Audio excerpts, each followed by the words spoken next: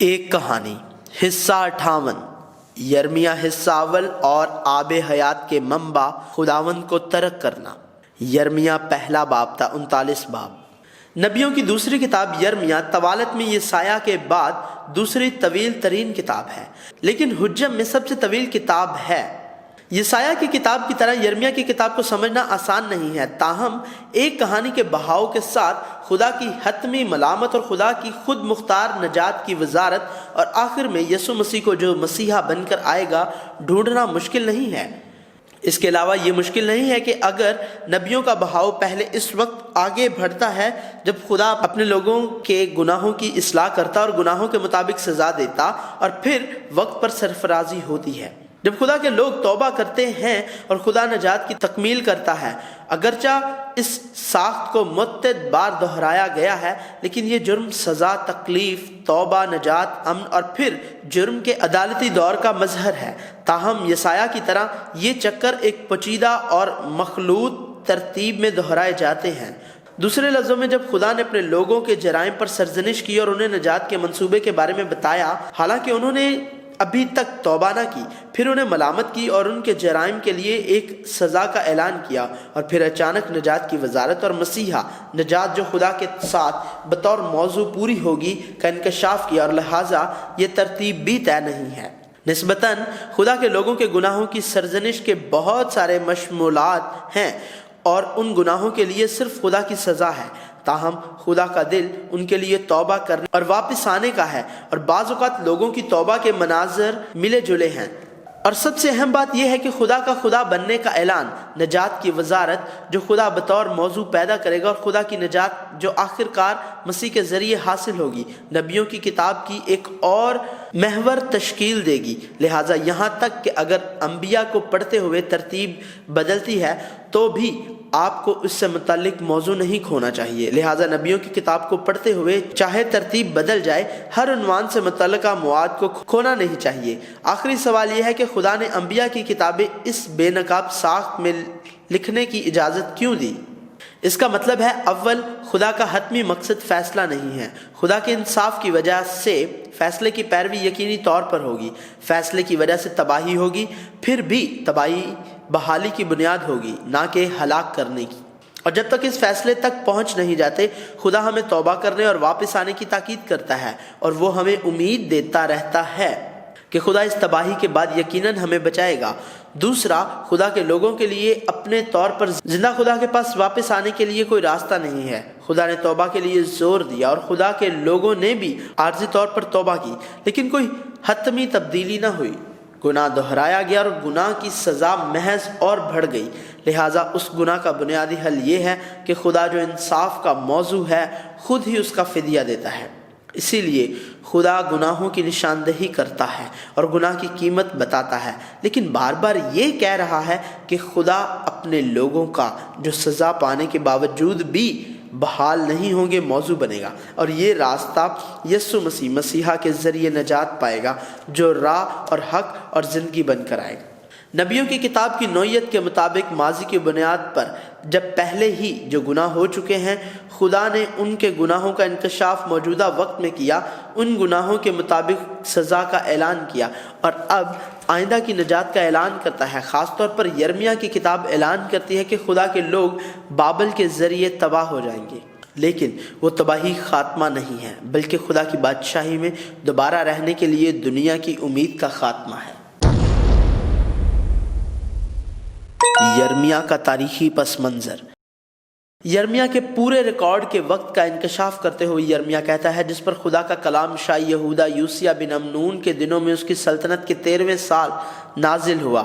شاہ یہودا یہویکیم بن یوسیہ کے دنوں میں بھی شاہ یہودا صدقیہ بن یوسیہ کے 11ویں سال کے تمام ہونے تک، اہل یروشلم کے اسیری میں جانے تک، جو 5ویں مہینے میں تھا، نازل ہوتا رہا۔ جب یرمیہ نے خدا کی طرف سے ایک پیشن گوئی سنی تو یہ یوسیہ کے بادشاہ بننے کا 13واں سال تھا۔ یوسیہ بادشاہ 8 سال کی عمر میں بادشاہ بنا اور 31 سال تک بادشاہ رہا۔ بادشاہ کی حیثیت سے اپنے 8ویں سال میں اس نے اپنے آباء و اجداد داؤد کے خدا کی تلاش کی۔ 12वें साल में उसने ऊंची जगहों, यसीरतों, खोदी हुई मूर्तों को हटाया और शबीहों को ढा दिया, और बादशाह के सामने हजूम ने बाल के मज़बों को मिस्मार कर दिया। यूसिया बादशाह ने बखूर की कुर्बान गाहों को जो उसके ऊपर थी टुकड़ों में काट डाला, यसीरतों, बुतों और शबीहों को तोड़ डाला, टुकड़े टुकड़े किए और उन लोगों की कब्रों पर बखेर दिया जिन्होंने उनके लिए कुर्बानियां गुजरानी। काहिनों की हड्डियां उनकी कुर्बान गाहों पर जला दी। यहूदा और यरूशलेम को पाक किया। मनस्सी, इफ्राइम और शमौन के शहरों में जहां तक नफ्ताली है और उनके आसपास के खंडरात में उन्होंने मज़बों और यसीरतों को ढा दिया और बुतों को पीस कर राख बनाया और तमाम इसराइल में बखूर के मज़बों को काट डाला।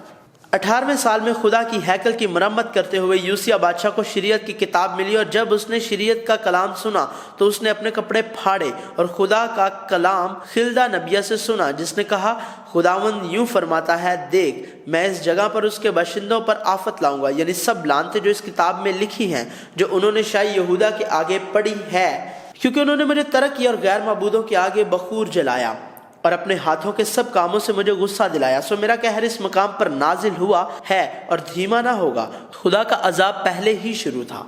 बहरहाल यूसिया बादशाह ने अपनी इस्लाह की पूरी कोशिश की, अगरचे ये इस्लाह तमाम बनी इसराइल को वापस नहीं लाई, और इस इस्लाह के बाद ना तो बादशाह और ना ही लोगों ने खुदा की मुकम्मल खिदमत की। हम पहले ही देख चुके और जानते हैं कि यसाया नबी के वसीले खुदा की निजात बाकी रह जाने वाले लोगों के जरिए पूरी होगी, और ना कि हर एक से। यूसिया बादशाह मर गया और उसके बेटों और पोतों ने यहूदा के जवाल तक बादशाह की हैसियत से हुक्मरानी की। यूसिया बादशाह के 4 बेटे योहनान, यहूयकीम, इल्याकीम, सिदकिया और यहोआखज सलूम थे। ऐसा लगता है कि उनमें से योहनान जल्द ही फौत हो गया था।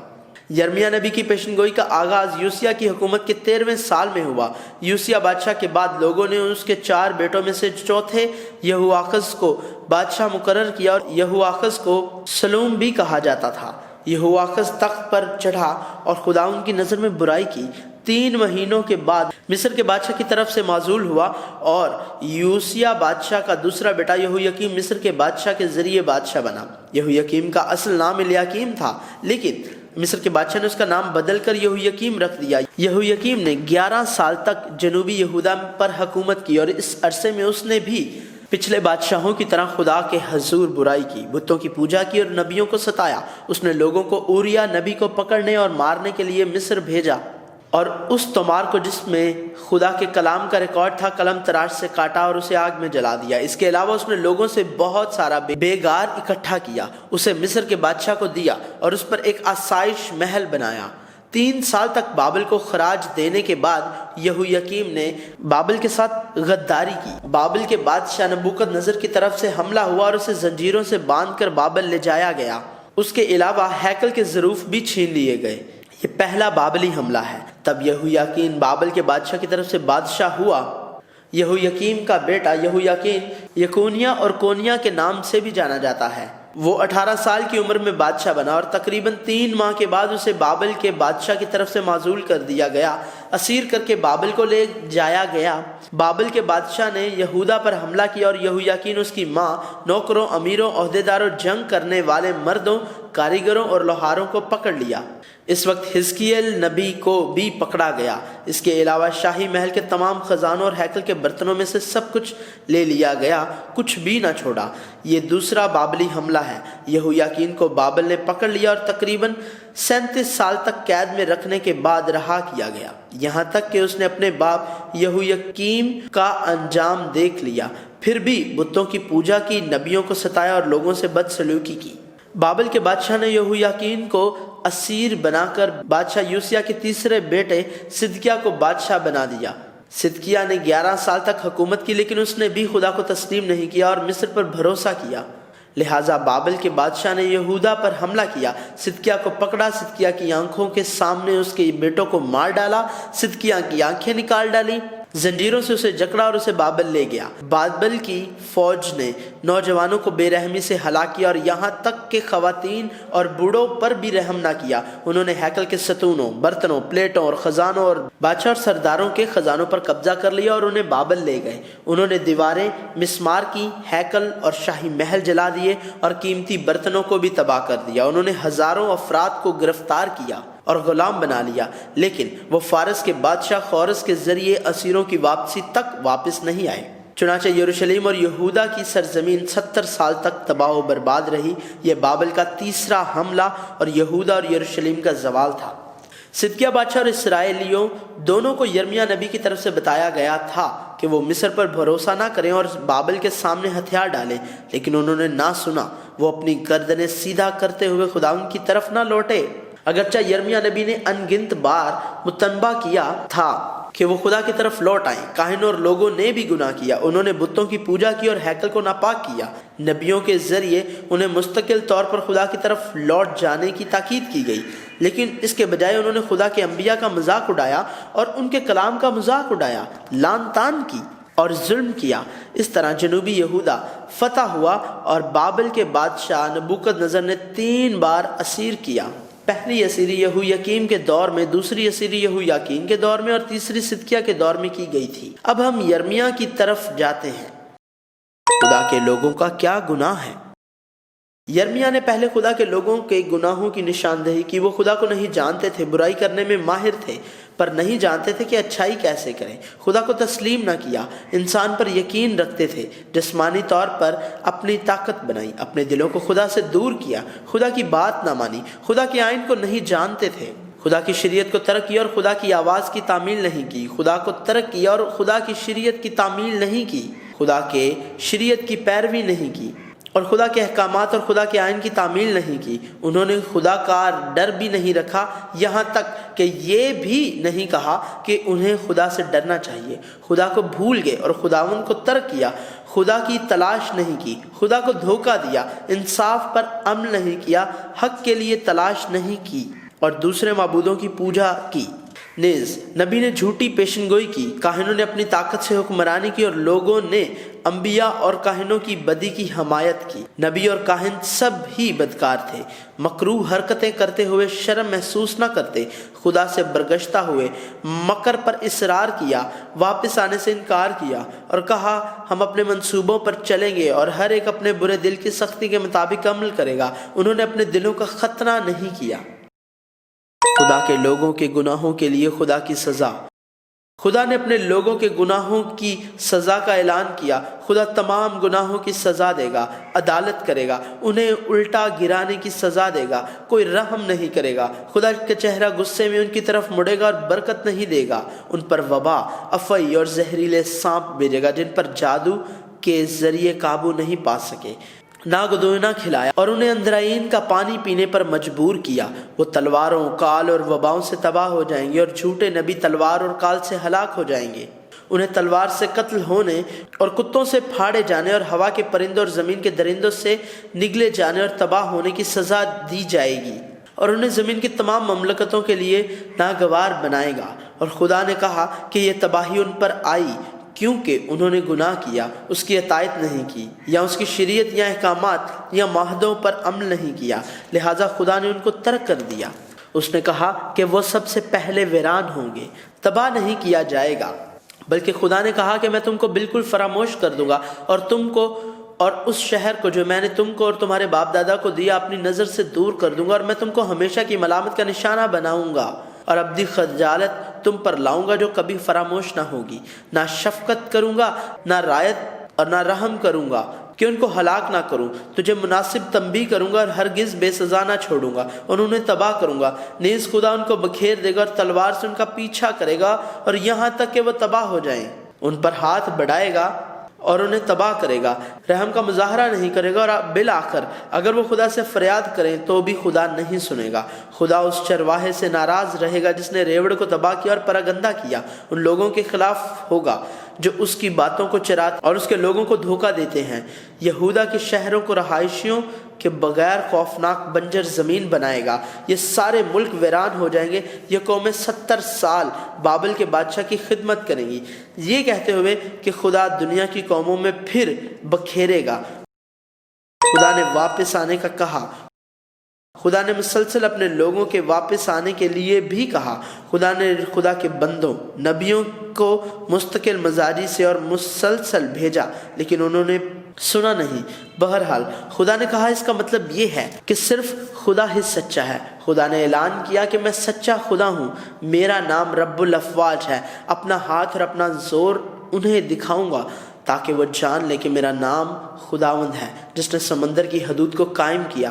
خدا نے دن میں روشنی کے لیے سورج اور چاند اور ستاروں کو، رات کو روشنی کے لیے دیا، اور سمندر کو معجزن کیا جس سے اس کی لہریں شور کرتی ہیں۔ میں خداوند تمام بشر کا خدا ہوں، میرے لیے کوئی کام مشکل نہیں ہے۔ خدا جو پورا کرتا، بناتا اور قائم کرتا ہے، اسی نے اپنی قدرت سے زمین کو بنایا، اسی نے اپنی حکمت سے جہان قائم کیا اور اپنی عقل سے آسمان کو تان دیا ہے۔ وہی قادر مطلق خدا ان کا شوہر اور باپ تھا۔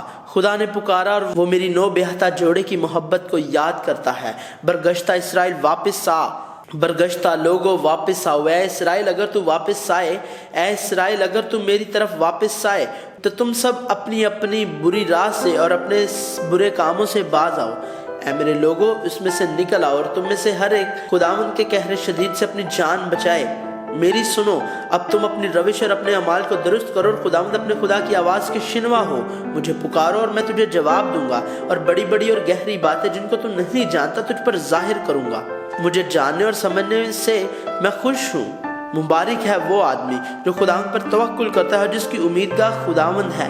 اپنی بدکرداری کا اقرار کر، اپنے دل کو شرارت سے پاک کر، اپنا ختنہ کراؤ، ہاں اپنے دلوں کا ختنہ کراؤ۔ تاریخ کی کتابیں، شاعری کی کتابیں اور یہاں تک کہ اناجیل کا ریکارڈ بھی ایک جلد میں بائبل کے پورے بہاؤ کا اظہار نہیں کر سکتا ہے۔